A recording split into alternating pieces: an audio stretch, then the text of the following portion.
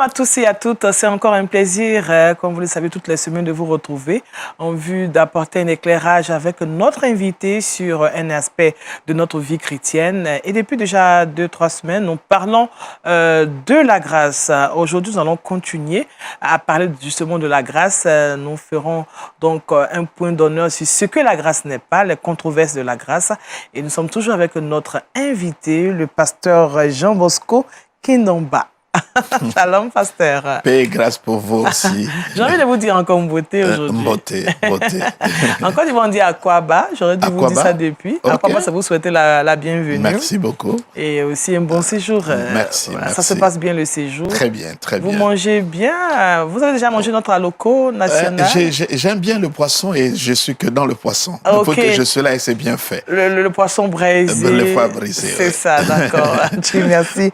En tout cas, on vous souhaite encore de passer un très bon moment avec nous en Côte d'Ivoire. Avec plaisir. On dit bien des choses à toute la famille, côté des Kin. Merci. On rappelle que vous venez de la République démocratique du Congo. Du Congo. Voilà, RDC. Principalement de Kinshasa. Royaume des cieux, RDC. Royaume des cieux, RDC. Ah oui, c'est vrai. Ça, tout ça, c'est la grâce. La grâce. Alors, on parle de grâce depuis déjà quelques jours, des semaines. Alors, comment, pasteur, on peut rappeler à nos téléspectateurs ce que nous avons eu à dire les fois dernières? Nous avons parlé que la grâce est la personne du Christ. Les versets qui se rapportent sur Jésus, c'est le même verset aussi qui se rapporte sur la grâce. Il y en a tellement nombreux qu'il y a lieu d'établir une doctrine par rapport à ça. Nous avons dit que la grâce n'est pas un sujet, ce n'est pas un aspect de la vie chrétienne. La grâce, c'est le centre de la vie chrétienne. C'est la fondation même de la nouvelle alliance. Jésus-Christ est venu avec la grâce autant que la loi a été donnée à Moïse. Oui. Donc, il est important que nous le situions. C'est comme ça que Christ avait beaucoup de problèmes avec les pharisiens parce que son enseignement était différent de le leur. Parce qu'eux, ils étaient basés sur l'ancienne alliance où le pivot, n'est-ce pas, l'épicentre de l'alliance était l'homme. Il faut que l'homme fasse sa part pour que Dieu fasse sa part. C'était donnant-donnant. Mais ce que nous devons comprendre, et je reviens sur cela, parce que, comme je l'ai dit, la nouvelle alliance est beaucoup plus ancienne que l'ancienne alliance. Elle a été promise à Abraham. Donc, Abraham, l'alliance là a été conclue avec Dieu en termes de promesses. Mais mettons-nous un peu dans le bain, comment cela s'est passé. Oui. Dieu qui choisit Abraham, qui le sélectionne par sa grâce, parce qu'Abraham, c'est le fils d'un féticheur, il vient de Mésopotamie, il est vraiment dans la sorcellerie et tout cela. Et la Bible dit qu'il a cru et Dieu l'a imputé la justice. Maintenant, Dieu va parler à Abraham pour tout ce qu'il a comme projet, tout ce qu'il a comme plan pour lui. Et Abraham a posé la question à Dieu, comment je saurai que cela va se faire? Alors, selon les traditions et les pratiques de cet environnement-là, lorsque deux personnes veulent se mettre en alliance, ce qu'ils devaient faire, c'est de prendre les animaux et de les couper en deux et créer l'intervalle entre les animaux. Donc Dieu va dire à Abraham de prendre des tourtelettes, de prendre des brebis, de prendre des animaux et de les couper en deux parce que Dieu veut faire une alliance avec Abraham. Ouais. L'alliance, ce n'est pas un contrat, l'alliance, ce n'est pas une promesse, l'alliance est au-delà de cela. La promesse est conditionnelle, mais l'alliance n'est pas conditionnelle. C'est un contrat, c'est faire, ça se fait comme ça. Alors, qu'est-ce qui va se passer? Et je l'ai dit aux téléspectateurs, Abraham va faire tel que Dieu l'a dit. Maintenant, à l'époque, c'est ce qui se faisait. La personne qui s'allie à celui qui est plus fort, c'est lui qui est le faible. Celui qui va passer, prêter serment pour dire, le jour que je vais trahir l'alliance, que je sois réduit comme l'un de ces animaux. Maintenant, le temps arrivé où Abraham devait passer comme c'est Dieu qui est le plus fort, c'est lui qui a fait alliance avec Dieu. Pouf, la Bible dit, Abraham est tombé dans un profond sommeil. Dieu seul est passé. Comme pour venir conclure l'alliance. Non, ce n'est pas Dieu et Abraham qui sont passés. Non. C'est pour dire à Abraham, l'alliance que je fais avec toi n'est pas bilatérale. Ce n'est pas ta part et ma part. Non, c'est une alliance unilatérale. Ah oui. J'engage ma réputation, j'engage ma bonté, j'engage ma personne. le jour que moi, Dieu, je vais trahir cette alliance, que je sois réduit comme l'un de ces alliés. Voyez la force de l'alliance dans laquelle nous nous trouvons. C'est très fort. Il n'y a rien de l'homme. Je dis, il n'y a rien. Abraham est tombé dans un profond sommeil. Dieu veut dire, tu n'as pas de part. Ce que j'attends de toi, pas deux choses. Croyez simplement. Et ce n'est pas rien croire. Donc, cette alliance qui a été promise, parce que nous avons trois paroles dans la Bible. La parole qui a été dite à Moïse, c'est une parole avec des conditions. Si tu fais, moi je ferai. La parole qui a été donnée à Abraham, c'est la parole avec des promesses. Je te bénirai, tu seras. Mais la parole qui a été donnée à Christ, ce n'est ni une promesse, pas de conditions. Il dit oui et amen. Amen. C'est déjà fait. Ce sont des acquis. Amen. Vous devez simplement croire, recevoir. C'est comme ça, nous dit, nous puisons en lui grâce sur grâce. C'est ça. Donc, il est important que nous puissions le comprendre. Et c'est là que je vais renchérir. Un jour, un pharisien se présente auprès de Jésus. Il dit, qu'est-ce que je dois faire pour avoir la vie éternelle? Jésus qui regarde, il veut le répondre pas d'une manière hautement théologique. Il lui donne une parabole. Il dit, un homme qui descendait de Jérusalem à Jéricho, il est tombé entre les mains de brigands qui l'ont bastonné, qui l'ont frappé, qui ont volé tout ce qu'il avait et qui l'ont jeté dans une fosse. Et les sacrificateurs est passé par là. Les sacrificateurs a vu le fugitif, l'homme en souffrance, il est passé. C'est le représentant de la loi. Il est passé. Il est passé. Il est passé. Celui qui représente la loi il représente la loi. Il est passé. C'est ce que l'Église doit comprendre. Quand vous prêchez encore Moïse, la Bible dit c'est un voile que vous mettez sur le visage du peuple. Et ce voile est ôté simplement lorsque nous sommes convertis en Christ. Et là, il est passé parce qu'il n'a pas le temps. La Bible dit il passait par là. Ça veut dire il n'a pas de projection, il n'a pas de destination. C'est comme par hasard, il est passé par là. Parce que c'est ce qu'il faut comprendre, que quand Dieu a donné la loi, il n'a pas donné ça pour nous sanctifier. Les règlements ne sont pas là pour nous rendre purs. C'est comme vous êtes malade, vous allez à l'hôpital, on vous fait une batterie des examens.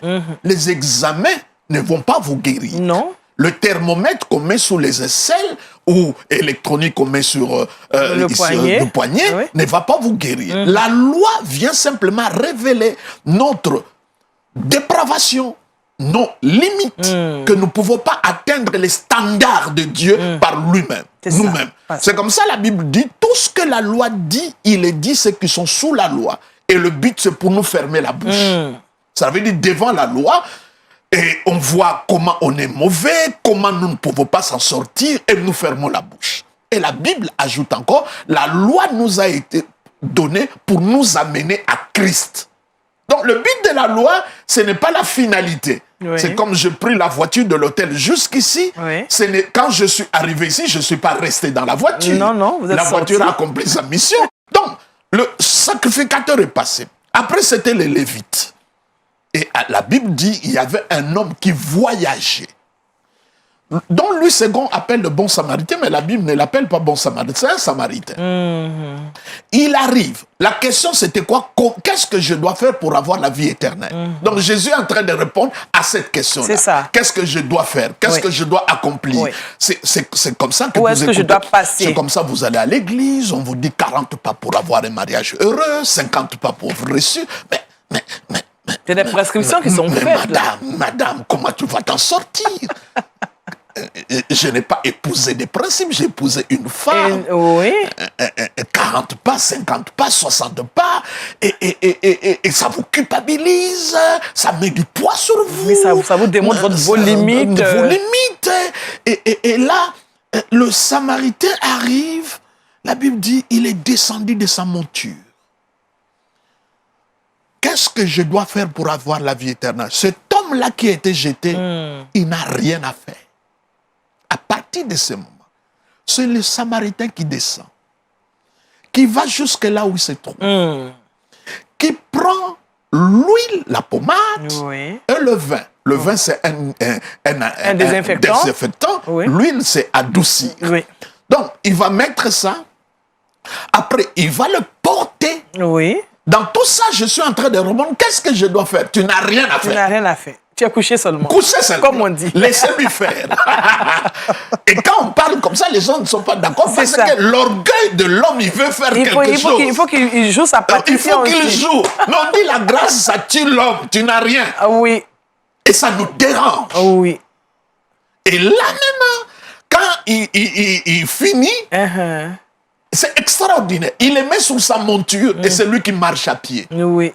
Christ est venu, il s'est fait homme. Oh, Il a souffert à notre place. Ouais. Il est mort jeune pour que nous ne mourons pas jeunes. Amen. Il s'est fait malédiction. Pour que nous soyons Est-ce que c'est bénédiction. utopique? Non, c'est vrai. Ah Le oui. problème a été réglé. Il s'est fait pécher. Oui. Pas pécheur. Péché. Ouais. Ça, c'est l'évangile. C'est fort. Et il les met sur la monture. Nous allons parler sur la grâce et la sanctification, ne vous en faites pas. Oui. Et il les met sur la monture. Et c'est lui qui marche à pied. Il s'est humilié. Il n'a pas regardé sa position d'être égal à Dieu. Il a pris notre place. On appelle ça la substitut. On appelle ça identification. C'est ça le pivot de la vie chrétienne. Et la Bible dit, qu'est-ce qu'il fait encore? Il amène à l'hôtellerie. Oui. C'est comme l'église. L'église. Et il donne à l'hôtelier. Il dit, prends soin de cet homme. C'est comme le Saint-Esprit. Il faut que je m'en aille, le consolateur viendra. Amen. Il nous laisse à la charge du Saint-Esprit. Amen. Et qu'est-ce qu'il dit? Dépensez tout ce que je te donne. Il a donné de l'argent. Il dit, à mon retour, s'il y a d'autres dépenses supplémentaires que tu auras fait, je vais m'en charger. Ah ouais. Mais qu'est-ce que le fugitif a fait? Rien. Rien.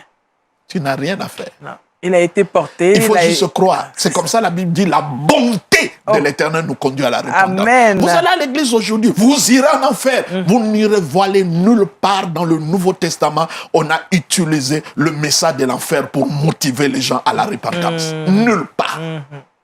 Nulle part.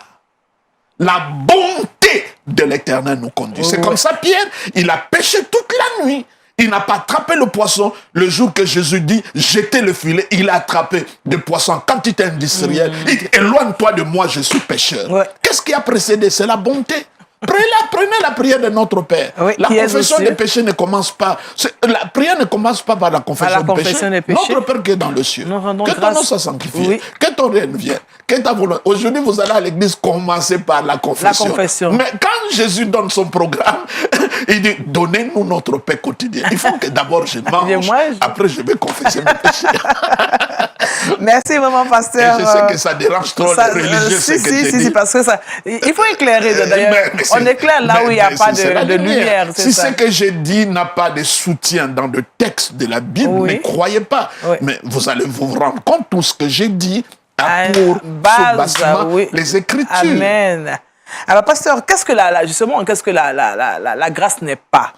La grâce, ce n'est pas une licence au péché. J'entends beaucoup de gens pour dire, quand on prêche la grâce, on pousse les gens au péché. C'est vraiment maladroit et malhonnête de dire ça.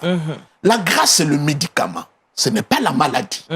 La grâce nous est donnée comme un médicament pour soigner la maladie. Ce n'est pas pour affermir la maladie. Le péché, c'est une maladie. Oui. Donc, qu'est-ce que la Bible dit? Il dit quelque chose de très fort. Il dit, les guillons de la mort, c'est le péché. Et la force du péché, c'est la loi. Oui. C'est pas la grâce. C'est pas la grâce. Cher ami pasteur, vous me suivez? La Bible dit comme ça. Ce qui donne la force au péché, c'est la loi. C'est la loi. Et j'aime bien la manière dont Paul dit dans Romains chapitre 7, parce qu'il y a beaucoup de confusion entre Romains 7 et Romains 8. Quand, le bien que je veux faire, je n'arrive pas à faire, malheur que je suis. Vous connaissez bien le texte. C'est ça. Ces textes-là ne parlent pas du chrétien normal, c'est la vie chrétienne anormale. Ça, c'est la vie chrétienne sous la loi. C'est Romains chapitre 8 qui nous parle de la vie chrétienne normale, Donc, sous la grâce. D'accord, ça fait 2 versets de 2 deux époques. chapitres de deux alliances différentes. Deux alliances différentes. C'est comme ça, vous verrez que quand vous lisez Romains chapitre 7, le mot loi est cité 33 fois, le mot péché 44 fois, le moi, je 11 fois et le mot Jésus une seule fois. Comment cet homme ne pouvait pas être malheureux? Parce que la grâce n'apparaît qu'une petite fois. Une petite fois. Ouais. Et quand vous lisez ça, Romains chapitre 7, oui. c'est vraiment important, il dit des choses vraiment extraordinaires. Il dit par exemple, c'est par la loi que j'ai connu le péché. Ce n'est pas par la grâce. La Bible dit, le péché n'aura plus le pouvoir sur vous. Non, parce que vous êtes sous la loi, mais vous êtes sous la grâce. Donc, ce jugement qu'on apporte sous la grâce est malsain. Il dit, le péché n'aura pas le pouvoir parce que vous n'êtes plus sous la loi, mais vous êtes sous la grâce. Sous la grâce. Donc, ce qui peut nous donner la force de vaincre le péché, c'est pas la loi, c'est la grâce. Amen. C'est la grâce. Donc, la grâce, ce n'est pas une licence au péché. C'est mal comprendre la grâce. Et si quelqu'un dit, parce que la grâce de Dieu est là, je peux me comporter comme je veux, il n'a pas compris la grâce. Non, il n'a pas compris. Il vit contre nature, parce que tu es né de nouveau. Tu es enfant de Dieu. Il faut être en symbiose avec ta nouvelle création, ta nouvelle nature. Donc, la grâce, ce n'est pas une licence au péché. C'est ça. Si tu pêches, tu vis une vie en licence, ça c'est toi. On ne peut pas porter atteinte à la grâce. Et je dis aux pasteurs, ceux qui prêchent la sanctification, l'enfer et le péché, ils disent si nous prêchons la grâce, patati patata, beaucoup de choses. Je leur pose la question, quand les gens pêchent dans vos églises, où vous prêchez la sanctification, le péché et l'enfer, pourquoi vous n'attribuez pas ça à votre message? C'est seulement quand nous prêchons la grâce, ils ne pourront pas nous dire que dans ces églises-là, tout le monde est sanctifié.